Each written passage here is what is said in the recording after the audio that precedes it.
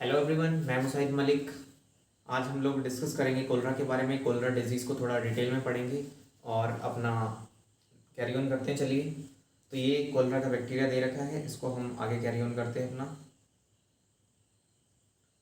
Cholera जो disease है ये एक एक्यूट डायरियल डिजीज़ है, मतलब ये एक्यूट तरीके से सडन होती है और ये विब्रियो कोलेरा बैक्टीरिया से होती है। और वो बैक्टीरिया कॉमा शेप्ड होता है। कॉमा का मीन्स क्या है, यहाँ पर इस शेप में बैक्टीरिया होता है। और ऑर्गेनिजम्स, ये जो ऑर्गेनिजम्स होते हैं ये हमारे इंटेस्टाइन में रहते हैं। और सेकेंड थिंग क्या है, ये कंटेमिनेटेड फूड एंड वाटर से होता है। तो हम आए दिन देखते ही आ रहे हैं, मतलब जितनी मोस्ट ऑफ द डिजीज़ हैं वो कंटेमिनेटेड फूड वाटर, अगर इन सब चीज़ को हम अपनी प्रॉपर हाइजीन में ले लें, फूड ठीक से लें, तो हमको ये सारी डिजीज़, ये क्या मतलब मोस्ट ऑफ दी 90% डिजीज़ हमको नहीं होंगी। इंक्यूबेशन पीरियड इसका कितना है, 2 to 3 डेज है। आगे मूव ऑन कर, देखिए ये है वो बैक्टीरिया, ये विब्रियो कोलेरा बैक्टीरिया है। इसका ये कॉमा से बैक्टीरिया दिखा रखा है, इस तरीके से इन्होंने ड्रॉ करके देख लीजिए। ये अगर आपको नोट्स देखने हो तो मैं एक मिनट साइड में हट जाता हूँ, देख लीजिए आप। आगे मूव ऑन करते हुए हम विब्रियो कोलेरा देखा, ये देखिए ये बैक्टीरिया हमारे बॉडी में दिखा रखा है, इलेक्ट्रॉन माइक्रोस्कोप से ये फिगर लिया हुआ है। ये देखिए हमारे इंटेस्टाइन में कैसे रह रहा है, हमारी इंटेस्टाइन की बॉल से ये मतलब बिल्कुल अटैच होकर ये न्यूट्रिशन ले रहा है। The symptoms of the disease are sudden onset severe diarrhoea and vomiting.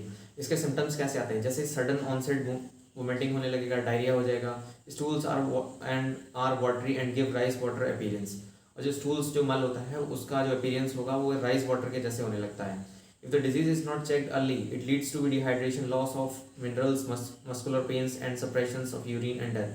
मतलब अगर ये डिजीज़ इतनी सीवियर हो जाएगी अगर आपने उसको इनिशियल स्टेज में नहीं देखा, डीवीडी हो जाएगा, डायरियल वोमिटिंग और डिहाइड्रेशन हो जाएगा। ये एक मेडिकल टर्म होता है जिसमें बहुत ज़्यादा हमारी बॉडी का वाटर लॉस हो जाता है। तो इस कंडीशन में हमको ORS देना बहुत नेसेसरी रहता है।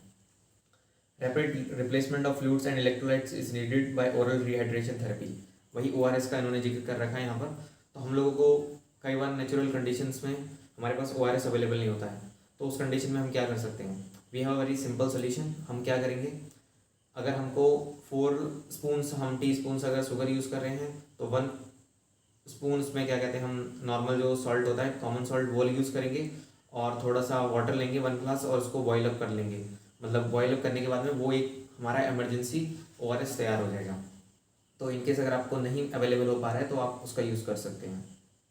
देखिए इस पर loss of elastic skin elasticity, कई बार जैसे हमारे मेडिकल पेशेंट्स जो आते हैं हमारे पास में, तो उनको हम अगर कोई हमको लग रहा है कि वो कोलरा से इन्फेक्टेड है तो हमको उसका वाटर लेवल चेक करने के लिए हम क्या करते हैं, देखिए आपको मैं बता रहा हूँ, ये जो स्किन है हमारी, स्किन को अगर हम ऐसे करके प्रेस कर रहे हैं और एकदम जब छोड़ेंगे तो ये सडन अगर नीचे आ रही है, इट्स मीन कि वाटर का लेवल हमारी बॉडी में सही है। और यही स्किन अगर बड़ी स्लोली नीचे आ रही है तो इट मीन्स कि वाटर का लेवल हमारी बॉडी में नहीं है, मतलब वाटर का अमाउंट सफिशिएंट नहीं है।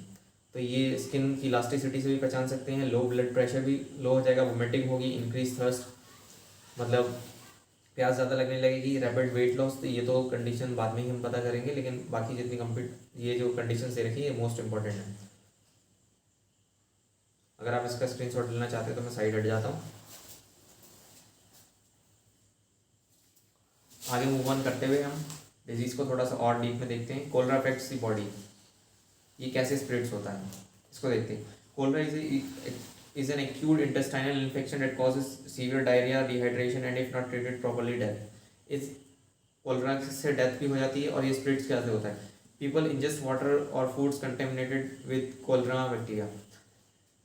आपके पानी जो पी रहे हैं, खाना जो खा रहे हैं, उसमें कहीं से भी अगर एक वाटर की एक ड्रॉप में भी इतने सफिशिएंट बैक्टीरिया हो सकते हैं जो आपकी डिजीज़ कॉज कर सकते हैं। तो वो फूड का प्रॉपर ध्यान रखना चाहिए। और जैसे कि जो फेयर्स होते हैं, मेलेज होते हैं और अपना मैरिजेस होती हैं, पार्टीज़ होती हैं, तो इन सब में भी मतलब ये कोलरा का फैलने का चांसेस बहुत ज़्यादा रहता है। बैक्टीरिया दिखा रखा है इंटेस्टाइन में, टॉक्सिन रिलीज करते हैं bacteria, penetrate cells of intestinal walls. जैसे कि ये हमारी इंटेस्टाइन है, जब बैक्टीरिया यहाँ से इस पर आके अटैच होगा कुछ टाइम तो ये इंक्यूबेशन पीरियड में रहेंगे। इंक्यूबेशन पीरियड वो पीरियड होता है जिसमें कोई भी बैक्टीरिया या कोई भी डिजीज़ के जो ऑर्गेनिजम्स, पैथोजेंस हैं, वो अपने आप को मतलब मल्टीप्लाई कर रहे हैं, अपनी क्वांटिटी बढ़ा रहे हैं हमारी बॉडी पर अटैक करने के लिए। तो जब ये ज़्यादा क्वांटिटी में हो जाते हैं, इनको न्यूट्रिएंट अगर कम मिलता है तो ये हमारी जो इंटेस्टाइन की जो वॉल है इसमें फोर्स कर देते हैं, मतलब छेद कर देते हैं और न्यूट्रिएंट मटेरियल्स बाहर ऊपर नीचे का होता रहता है, जिससे कि अंदर ब्लीडिंग भी होने लगती है। तो चलिए मैं हट जाता हूँ, अगर आप इसका स्क्रीनशॉट लेना चाहें।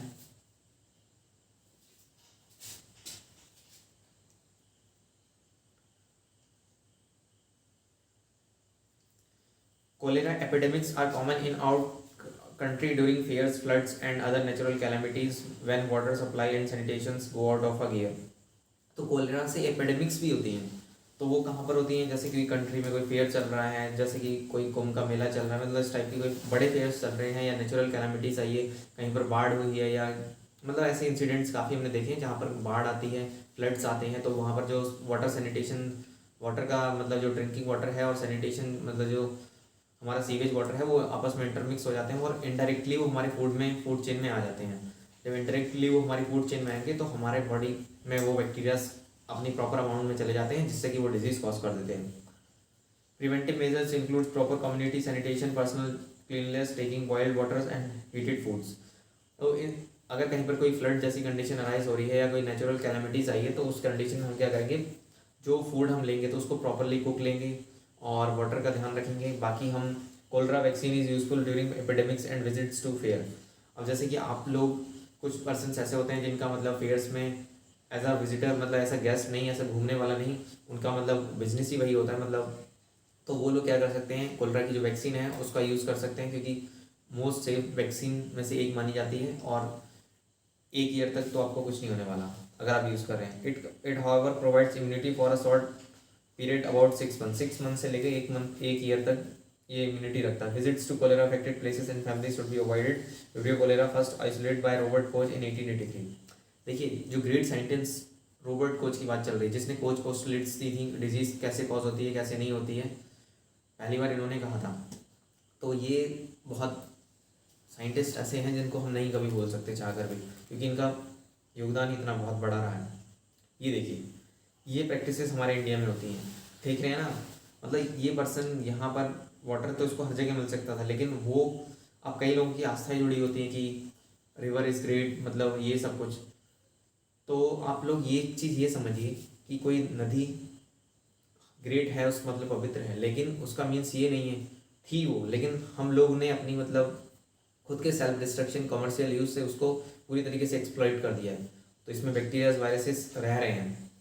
दूसरी चीज़, अगर आप ये समझते हैं कि ये एक क्लीनलीनेस है, कोई मतलब एक स्पिरिचुअल थिंग है, तो फिर आपकी बॉडी भी एक स्पिरिचुअल है।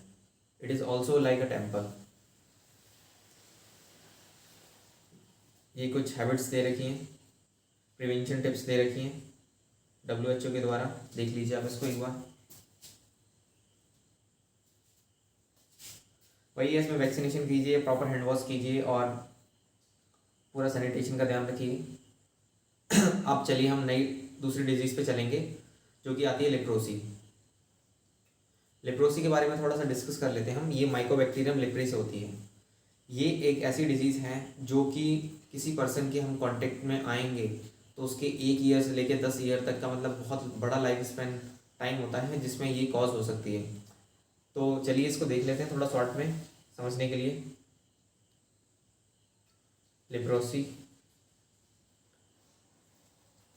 को हम हैंसेंस डिजीज़ भी बोलते हैं, ठीक है। तो leprosy is a chronic infectious disease endemic in warmer climates. It is caused by bacillus name Mycobacterium leprae. ये एक बैक्टीरिया से होती है जिसका नाम माइकोबैक्टीरियम लेप्री है और ये जो है एक क्रोनिक डिजीज है, मतलब जिसको एक बार हो गई तो फिर उसके लिए मतलब पूरे लाइफ टाइम में वो रहती है। दूसरी चीज़, ऐसे पर्सनस को जिसको ये होती है तो उसको प्रॉपरली आइसोलेट किया जाता है। दूसरी चीज़ हो गई हमारी, ऐसा माना जाता है लेकिन अभी ऐसा नहीं है। पहले के लोग क्या कहते थे कि उस पर्सन को आइसोलेट कर दीजिए, लेकिन उस टाइम तक ये नहीं पता था कि ये किसी ऑर्गेनिज्म से हो रही। तो रॉबर्ट कोच ने पोस्टुलेट्स दी थी, जिससे मतलब उन्होंने बताया था कि ये हमारा जो बैक्टीरिया है वो हमारे जो पोस्टुलेट्स है वो इस लेप्रोसी डिजीज़ पे मतलब नहीं प्रूव कर पा रही है बाकी मतलब, लेकिन ये बैक्टीरियल डिजीज़ से ही होती है। बाकी हम आते हैं ये क्रोनिक डिजीज है। एंडेमिक, एंडेमिक का मीन्स क्या होता है, कोई डिजीज किसी कंट्री में बड़ा रैपिडली उसका आउटब्रेक हो, बहुत सारी कंट्री में नहीं, एक कंट्री के डिफरेंट एरिया या पर्टिकुलर एरिया से उसका आउटब्रेक होना। Its symptoms includes hypopigmented skin patches, partial or total loss of sensation in the affected areas, lesions, ulcers, nodules, scales, deformities, fingers and toes, wasting of body parts and thickened nerves. इस disease में basically क्या होता है, हमारी जो skin की जो neurons muscles होती हैं वो अपनी पूरी सेंसिटिविटी लॉस कर देते हैं और हमारी स्किन पे छोटे छोटे पैचेस होने लगते हैं। वो पैचेस क्या करते हैं, हमारी वहाँ से स्किन मतलब डिटैच होने लगती है, झड़ने लगती है और टोटल लॉस ऑफ सेंसेशन हो जाएगा। अफेक्टेड एरियाज, लेशंस, अल्सर होने लगते हैं, छाले होने लगते हैं और स्केल्स होने लगते हैं। इन्फेक्शन अगर bye prolong and close contact with the leprosy patients. और देखिए इन्फेक्शन उन पर्सन को होता है जैसे कि आप एक पर्सन है, दूसरा एक पर्सन है, तो आप मतलब डेली क्लोज कॉन्टैक्ट में रह रहे हैं। ऐसा नहीं कि अभी आए और चले गए, जैसे इन केस ऑफ कोविड हो रहा है, उसमें ऐसा होता है कि आप किसी पर्सन की बहुत ज़्यादा ही कॉन्टैक्ट में रहेंगे, अगर वो इन्फेक्टेड है तब आपको ये डिजीज़ हो सकती है। लेकिन यही है, ये स्लो होती है, लेकिन एक बार हो जाए तो फिर ट्रीट करना थोड़ा मुश्किल रहता है। Incubation period is not exactly known, इसका इंक्यूबेशन पीरियड एक एग्जैक्टली नोन नहीं है, लेकिन इन कॉमनली 2 से लेके 5 year, it may vary from 30 to 40 years. अब देख रहे हैं ये कितना बड़ा स्पैन इंक्यूबेशन पीरियड हो गया, 30 से लेके 40 ईयर्स तक। तो आज मान लीजिए आप किसी पर्सन के इनडायरेक्टली कॉन्टैक्ट में आए और हो सकता है आपको 30 से 40 साल के बाद में ये हो जाए। बट अब क्या है, इट इज़ क्यूरेबल डिजीज़, लेकिन अब आज ये क्यूरेबल डिजीज़ है। उसका भी रीज़न है क्योंकि उस टाइम पे हमारे पास एंटीबायोटिक्स और जितनी भी मतलब मेडिसिन इसके लिए यूज़ होती थी वो तब नहीं थी, लेकिन आज हमारे पास सब कुछ अवेलेबल है। तो ये देखिए, ये इसके नेल्स में डिफॉर्मिटीज़ होने लगी है, ये आप देख पा रहे होंगे। तो चलिए, हमने आज 2 डिजीज़ को यहाँ पर कवर किया है। लेप्रोसी को थोड़ा शॉर्ट में किया है, कोलरा को थोड़ा ज़्यादा प्रेफरेंस दी है क्योंकि as per NEET NCERT syllabus वो हमारा थोड़ा इंपॉर्टेंट, उससे क्वेश्चन आने के चांसेस रहते हैं। तो चलिए, इस लेक्चर को हम यहीं पर वाइंड अप करते हैं। आने वाले लेक्चर्स में आपसे कांटेक्ट करते रहेंगे और आपका इन बिटवीन अगर कोई भी क्वेश्चन अराइज होता है तो आप सीधा कमेंट में लिख सकते हैं। बाकी अगर आपको क्लासेस के रिगार्डिंग कुछ ज्वाइन करना है तो आप गूगल क्लासरूम से ज्वाइन कर सकते हैं, लिंक डिस्क्रिप्शन में मिल जाएगा आपको। Okay, have a great day ahead, thank you.